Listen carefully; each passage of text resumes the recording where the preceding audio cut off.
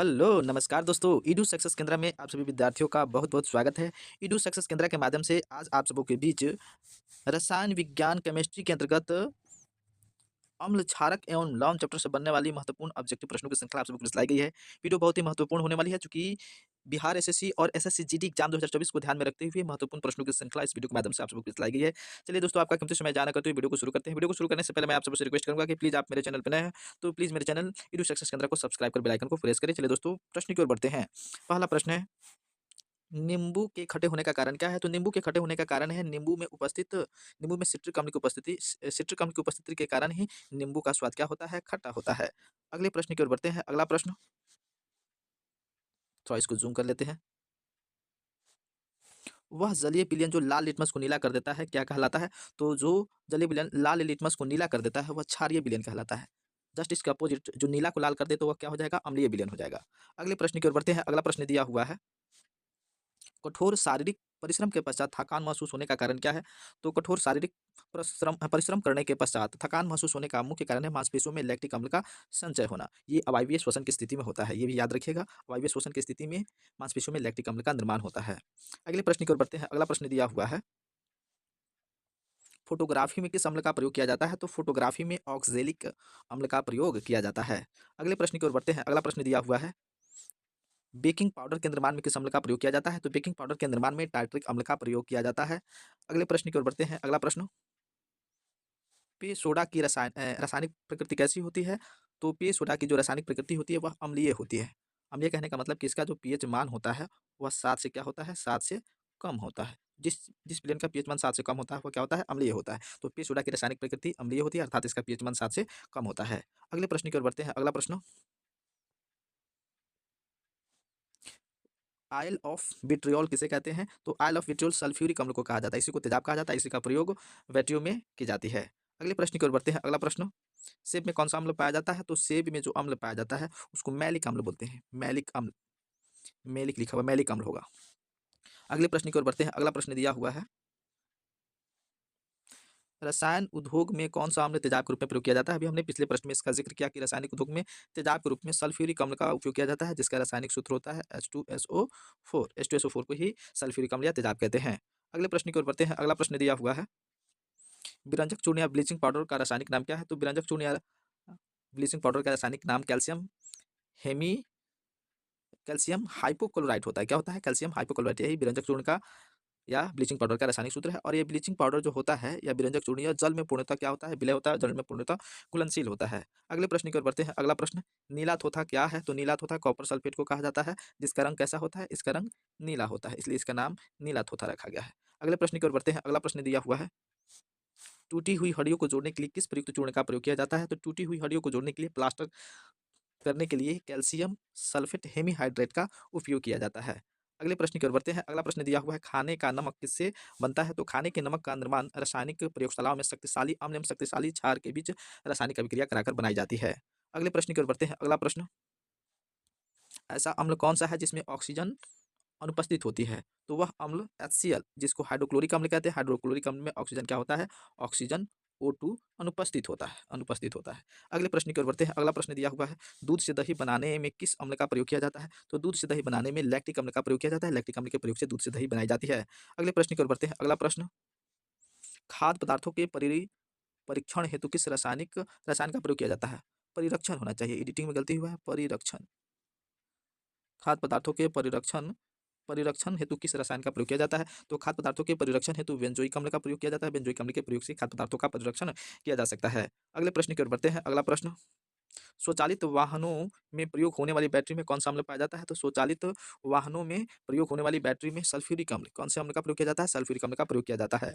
अगले प्रश्न की ओर बढ़ते हैं। अगला प्रश्न, मृदा में सर्वाधिक अम्ल मुक्त करने वाला तत्व कौन सा है? तो मृदा में सर्वाधिक अम्ल मुक्त करने वाला तत्व अमोनियम सल्फेट है। क्या है? Ammonium sulphate. अगले प्रश्न की ओर बढ़ते हैं। अगला प्रश्न दिया हुआ है, जिप्सम का रासायनिक नाम क्या है? तो जिप्सम का रासायनिक नाम कैल्शियम सल्फेट हेमीहाइड्रेट है। ये जिप्सम का रासायनिक नाम है। अगले प्रश्न की ओर बढ़ते हैं। अगला प्रश्न, नींबू संतरा टमाटर में कौन सा अम्ल पाया जाता है? तो नींबू संतरा टमाटर में सिट्रिक अम्ल पाया जाता है। अगले प्रश्न की ओर बढ़ते हैं। अगला प्रश्न, सिरका में कौन सा अम्ल पाया जाता है? तो सिरका में एसिटिक अम्ल पाया जाता है। सिरका में एसिटिक अम्ल। अगले प्रश्न की ओर बढ़ते हैं। अगला प्रश्न, मधुमक्खियों या चींटियों के डंक में कौन सा अम्ल पाया जाता है? तो मधुमक्खियों या चींटियों के डंक में फॉर्मिक अम्ल पाया जाता है। कौन सा अम्ल? फॉर्मिक अम्ल पाया जाता है। इसी अम्ल के प्रभाव के कारण मधुमक्खियां चींटियों के काटने से जलन एवं सूजन होने लगती है। अगले प्रश्न की ओर बढ़ते हैं। अगला प्रश्न, खट्टा दूध या दही में कौन सा अम्ल पाया जाता है? तो खट्टा दूध या दही में लैक्टिक अम्ल पाया जाता है। कौन सा अम्ल? लैक्टिक अम्ल पाया जाता है।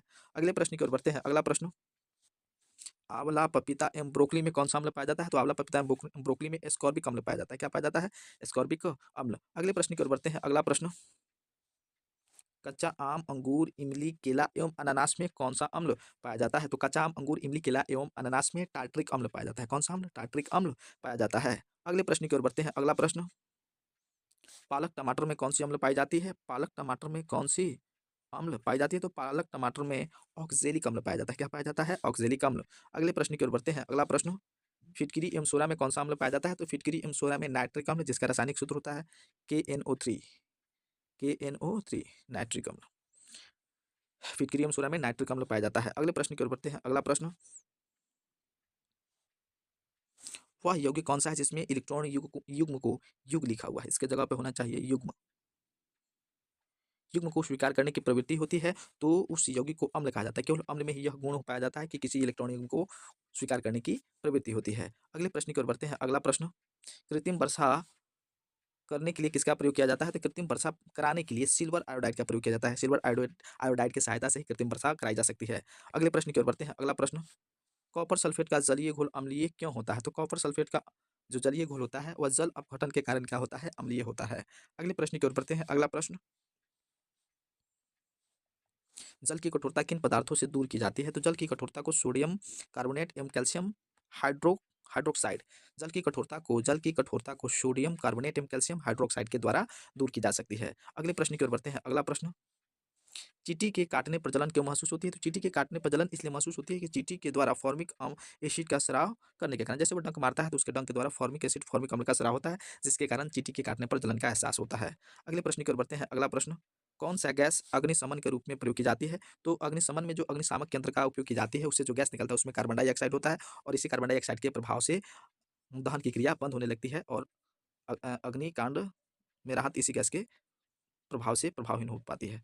अगले प्रश्न की ओर बढ़ते हैं। अगला प्रश्न, घरों में सिरका कैसे बनता है? तो घरों में सिरका का निर्माण स्टार्च के किण्वन द्वारा होता है। स्टार्च के किण्वन से घरों में सिरका बनाया जाता है। अगले प्रश्न की ओर बढ़ते हैं। अगला प्रश्न दिया हुआ है, कोका कोला में किस अम्ल की उपस्थिति के कारण कोका कोला का जो स्वाद होता है वह खट्टा होता है? तो कोका कोला में फॉस्फोरिक अम्ल का की उपस्थिति के कारण कोका कोला का स्वाद क्या होता है? खट्टा होता है। अगले प्रश्न की ओर बढ़ते हैं। अगला प्रश्न दिया हुआ है, शुद्ध जल का पीएच मान कितना होता है? तो शुद्ध जल का पीएच मान कितना होता है? तो शुद्ध जल का पीएच मान 7 होता है। कितना होता है? 7 होता है। अगले प्रश्न की ओर बढ़ते हैं। अगला प्रश्न दिया हुआ है, अचार के परीक्षण हेतु कौन सा अम्ल मिलाया जाता है? तो अचार के परिरक्षण हेतु उसमें एसिटिक एसिड या सिरका मिलाया जाता है।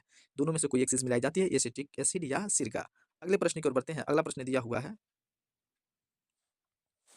अम्लों या क्षारों की पहचान के लिए मुख्यतः किन पदार्थों का प्रयोग किया जाता है? तो अम्लों एवं क्षारों की पहचान के लिए या तो लिटमस पेपर या फिनोल्फ्थालीन या मैथिल ऑरेंज का उपयोग किया जाता है। अगले प्रश्न की ओर बढ़ते हैं। अगला प्रश्न, वायु में किसके अधिक सांद्रण के कारण अम्ल वर्षा होती है? तो वायु में अधिक सल्फर डाइऑक्साइड SO2 SO2 या नाइट्रोजन ऑक्साइड NO2 की अधिक सांद्रता के कारण दोनों के मिलने से और इसके साथ क्या मिल जाता है? जल मिल जाता है, वर्षा का जल।